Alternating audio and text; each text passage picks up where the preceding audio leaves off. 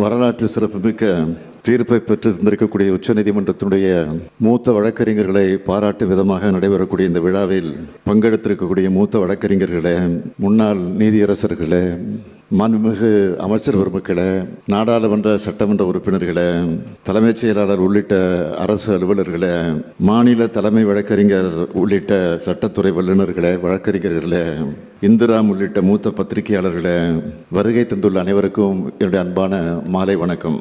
இந்த விழாவை பாராட்டு விழான்னு சொல்றதை விட வெற்றி விழான்னு சொல்றது தான் பொருத்தமாக இருக்கும். இந்திய அரசியல் சட்ட வரலாற்றில் எந்த மாநிலமும் எப்போதும் பெற்றிடாத இந்த மாபெரும் வெற்றிக்கு வித்திட்ட வழக்கறிஞர்களை பாராட்டி விருந்தளிக்க எல்லையில்லாத மகிழ்ச்சியோடு நாம் எல்லாம் கூடியிருக்கிறோம். மக்களால் தேர்ந்தெடுக்கப்பட்ட மாநில அரசுகளை ஆளுநர் என்ற நியமன பதவி மூலம் கட்டுப்படுத்தலாம் என்ற எண்ணம் கொண்டு போட்டி அரசுகளை நடத்த தொல்லைகள் கொடுக்கின்ற காலத்தில் மிக முக்கியமான இந்த தீர்ப்பை உச்சநீதிமன்றம் வழங்கியிருக்கிறது. உச்சநீதிமன்ற நீதிபதிகள் மாண்புமிகு பார்த்திபாலா, மாண்புமிகு மகாதேவன் அமர்வு வழங்கிய தீர்ப்பு தமிழ்நாட்டுக்கு மட்டும் கிடைத்த வெற்றி அல்ல, மக்களாட்சிக்கும் மாநில சட்டமன்றங்களின் உரிமைகளுக்கும் கிடைச்சிருக்கக்கூடிய மகத்தான வெற்றி. ஆளுநருக்கும் குடியரசுத் தலைவருக்கும் காலக்கெடு நிர்ணயித்தது மிகப்பெரிய வெற்றி. அரசியல் சாசன பிரிவு 142 கீழ் உச்சநீதிமன்றத்துக்கு உள்ள சிறப்பு அதிகாரத்தை பயன்படுத்தி தமிழ்நாடு அரசின் 10 மசோதாக்களுக்கும் ஒப்புதல் அளிக்கப்படுகிறது. இந்த மசோதாக்கள் அனைத்தும் உடனே சட்டமாகி நடைமுறைக்கு வருகிறதுன்னு மாண்புமிகு நீதியரசர்கள் தீர்ப்பளித்தப்போ ஒட்டுமொத்த இந்திய மாநிலங்களும் தலை நிமிர்ந்து உச்சநீதிமன்றத்திற்கு வணக்கம் செலுத்துச்சு. ஒன்றிய அரசுக்கும் மாநில அரசுக்கும் இடையே இருக்கக்கூடிய அதிகார பகிர்வில் மாநில அரசுகளின் உரிமைகளை எக்காலத்திலும் பாதுகாத்திடும் வரலாற்று காரணமாக சாசனமாக இந்த தீர்ப்பு என்றென்றும் நிலைத்திருக்கும். இன்னும் பெருமையோடு சொல்கிறேன், இது இந்திய மாநிலங்களுக்கு தமிழ்நாடு அரசு உச்சநீதிமன்றத்தால் பெற்று தந்திருக்கக்கூடிய மாபெரும் விடுதலை. இந்த அரசியல் உரிமையை சட்டபூர்வமான வாதங்களின் மூலமாக தமிழ்நாடு அரசு முன்வச்சு வாதாடுச்சு.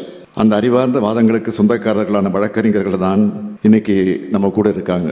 இவங்க ஒவ்வொருத்தரையும் தனித்தனியாக தமிழ்நாடு அரசின் சார்பில் பாராட்ட நான் கடமைப்பட்டிருக்கிறேன். உச்சநீதிமன்றத்தின் மூத்த வழக்கறிஞர் முன்னாள் அட்டர்னி ஜெனரல் முகுல் ரோத்தகி அவர்களால் இந்த விழாவிற்கு வர இயலவில்லை. அவர் இங்கு இல்லை என்றாலும் தமிழ்நாடு அரசின் சார்பில் என்னுடைய பாராட்டுக்களை நான் தெரிவித்துக் கொள்கிறேன். உச்சநீதிமன்றத்தின் மூத்த வழக்கறிஞர் முன்னாள் கூடுதல் சொலிசிட்டர் ஜெனரல் அபிஷேக் சிங்வி அவர்களை தமிழ்நாடு அரசின் சார்பில் நான் பாராட்டுகிறேன். உச்சநீதிமன்றத்தின் மூத்த வழக்கறிஞர் ராகேஷ் திவேதி அவர்களை தமிழ்நாடு அரசின் சார்பில் நான் பாராட்டுகிறேன். உச்சநீதிமன்றத்தின் மூத்த வழக்கறிஞரும் மாநிலங்களவை உறுப்பினருமான வில்சன் அவர்களை தமிழ்நாடு அரசின் சார்பில் நான் பாராட்டுகிறேன். அறிவில் சிறந்த வழக்கறிஞர் பெருமக்களே, உங்களுடைய வாழ்க்கையில எத்தனையோ பெரிய பெரிய வழக்குகளை பார்த்திருப்பீங்க, வெற்றியும் பெற்றிருப்பீங்க. தனிநபர்கள், அமைப்புகள், ஏன் தனி ஒரு மாநிலம் கூட அந்த வழக்கில் வெற்றி பெற்றிருக்கும். ஆனால் இந்த வழக்கோட வெற்றி என்பது இந்தியாவின் அனைத்து மாநிலங்களுக்கும் அனைத்து மாநில மக்களுக்கும் மக்களாட்சிக்கும் கிடைச்சிருக்கக்கூடிய வெற்றி.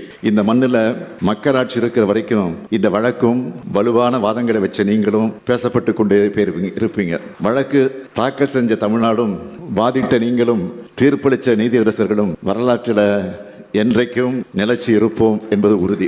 இந்த தீர்ப்பு கொடுத்திருக்கக்கூடிய புத்துணர்ச்சி மற்றும் நம்பிக்கையோடு தான் மாநில சுயாட்சி குழுவையே நாம் உருவாக்கி இருக்கிறோம். இந்திய ஜனநாயகத்தில் மக்களாட்சிக்கு வலு சேர்க்க பேரறிஞர் அண்ணா, தலைவர் கலைஞர் முழக்கமாக வடிச்சு கொடுத்ததுதான் மாநில சுயாட்சி, மத்தியில் கூட்டாட்சி என்ற இலக்கு.